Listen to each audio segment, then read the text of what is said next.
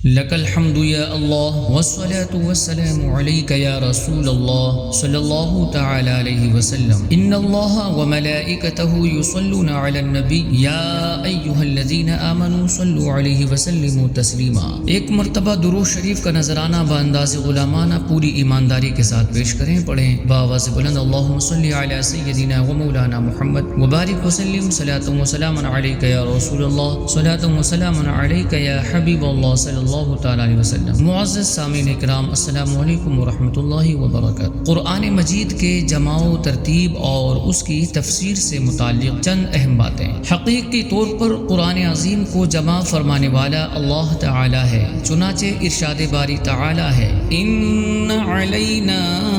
جمعہ وقرآنہ، یعنی بے شک اس کا جمع کرنا اور اس کا پڑھنا ہمارے ذمے ہے۔ حضور سید المرسلین صلی اللہ تعالی علیہ وآلہ وسلم نے اپنے مقدس زمانے میں اللہ تعالی کے حکم سے حضرت جبریل علیہ السلام کے بیان کے مطابق قرآن مجید کو لوح محفوظ کی ترتیب کے مطابق صحابہ اکرام کو بیان فرمایا، اور اس کی صورت یہ تھی کہ قرآن مجید 23 سال کے عرصے میں حالات و واقعات کے حساب سے جدا جدا آیتیں ہو کر نازل ہوا۔ کسی سورت کی کچھ آیتیں نازل ہوتی، پھر دوسری سورت کی کچھ آیتیں اترتی، پھر پہلی سورت کی آیتیں نازل ہوتی۔ حضور پر نور صلی اللہ تعالی علیہ وآلہ وسلم ہر بار ارشاد فرماتے کہ یہ آیات فلاں سورت کی ہیں، لہٰذا اسے فلاں آیت کے بعد اور فلاں آیت سے پہلے رکھا جائے، چنانچہ وہ آیات اسی صورت میں اور اسی جگہ پر رکھ دی جاتی۔ اسی ترتیب کے مطابق حضور اقدس صلی اللہ تعالی علیہ وآلہ وسلم اور آپ صلی اللہ تعالی علیہ وآلہ وسلم سے سن کر صحابہ اکرام رضی اللہ تعالی عنہم نماز میں اور تلاوت کے دوران قرآن مجید پڑھتے۔ اس دور میں سارا قرآن عظیم کتابی شکل میں ایک جگہ جمع نہیں تھا، بلکہ صحابہ اکرام رضی اللہ تعالی عنہم کے سینوں میں محفوظ تھا، اور متفرق کاغذوں، پتھر کی تختیوں، بکری دمبے کی کھالوں، اونٹوں کے شانوں اور پسلیوں کی ہڈیوں وغیرہ پر لکھا ہوا تھا۔ جب حضرت صدیق اکبر رضی اللہ تعالی عنہ کے زمانے میں نبوت کے جھوٹے دعوے دار ملعون مسیلمہ کذاب سے جنگ ہوئی تو اس میں بہت سے حفاظ صحابہ اکرام رضی اللہ تعالی عنہم شہید ہو گئے۔ امیر المؤمنین حضرت عمر فاروق رضی اللہ تعالی عنہ نے خلیفہ اول حضرت ابو بکر صدیق رضی اللہ تعالی عنہ کی بارگاہ میں حاضر ہو کر گزارش کی کہ اس لڑائی میں بہت سے وہ صحابہ اکرام رضی اللہ تعالی عنہم شہید ہو گئے ہیں جن کے سینوں میں قرآن عظیم تھا۔ اگر اسی طرح جہادوں میں حفاظ صحابہ اکرام رضی اللہ تعالی عنہم شہید ہوتے گئے اور قرآن عظیم کو ایک جگہ جمع نہ کیا گیا تو قرآن مجید کا بہت سا حصہ مسلمانوں کے ہاتھ سے جاتے رہنے کا اندیشہ ہے۔ تو میری رائے یہ ہے کہ آپ اس بات کا حکم دیں کہ قرآن مجید کی سب صورتیں ایک جگہ جمع کر لی جائیں۔ حضرت ابو بکر صدیق رضی اللہ تعالی عنہ نے فرمایا جو کام حضور اقدس صلی اللہ تعالی علیہ وآلہ وسلم نے نہ کیا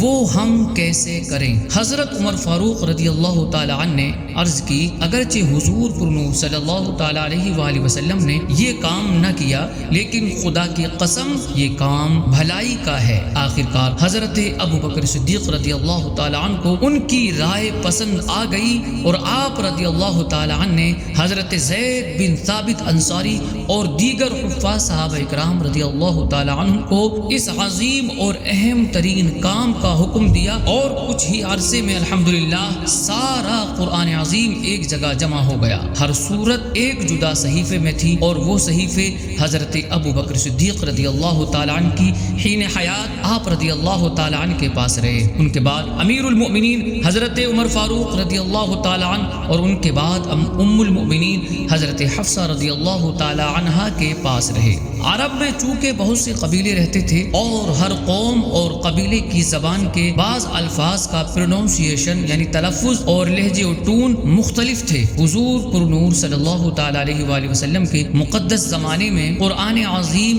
نیا اترا تھا، اور ہر قوم و قبیلے کو اپنے مادری لہجے اور پرانی عادات کو یکدم بھولنا دشوار تھا، اس لیے اللہ تعالی کے حکم سے ان پر یہ آسانی فرما دی گئی تھی کہ عرب میں رہنے والی ہر قوم اپنی طرز اور لہجے میں قرآن مجید کی قراءت کرے۔ اگرچہ قرآن مجید لغت قریش پر نازل ہوا تھا، زمانے نبوت کے بعد چند مختلف قوموں کے بعض افراد کے ذہنوں میں یہ بات جم گئی کہ جس لہجے اور لغت میں ہم پڑھتے ہیں اسی میں قرآن کریم نازل ہوا ہے۔ اس طرح کوئی کہنے لگا کہ قرآن اس لہجے میں ہے اور کوئی کہنے لگا نہیں بلکہ دوسرے لہجے میں ہے، یہاں تک کہ امیر المؤمنین حضرت عثمان غنی رضی اللہ تعالیٰ عنہ کے زمانے میں یہ نوبت آ گئی کہ لوگ اس معاملے میں ایک دوسرے سے لڑنے کے لیے تیار ہو گئے۔ جب امیر المؤمنین حضرت عثمان غنی رضی اللہ تعالیٰ عنہ کو اس بات کی خبر تھی تو آپ رضی اللہ تعالیٰ عنہ نے فرمایا، ابھی سے تم میں یہ اختلاف پیدا ہو گیا ہے تو آئندہ تم سے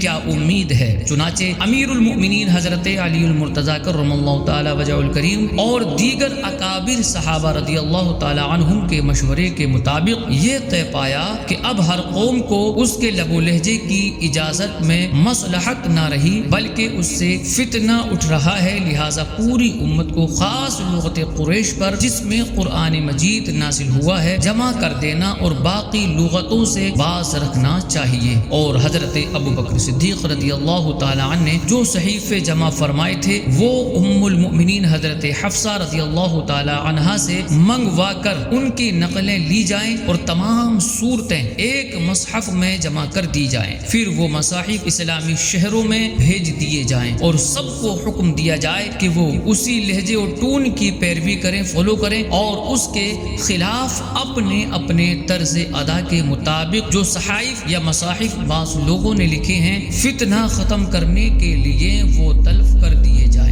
چنانچہ اسی درست رائے کی بنا پر امیر المؤمنین حضرت عثمان غنی رضی اللہ تعالی عنہ نے ام المؤمنین حضرت حفصہ رضی اللہ تعالی عنہا سے وہ صحائف منگوائے اور ان کی نقلیں تیار کر کے تمام شہروں میں بھیج دی گئی۔ اسی عظیم کام کی وجہ سے امیر المؤمنین حضرت عثمان غنی رضی اللہ تعالی عنہ کو جامع القرآن کہا جاتا ہے۔ صلی اللہ علیہ نبی کی امی کی والہ صلی اللہ تعالی علیہ وآلہ وسلم۔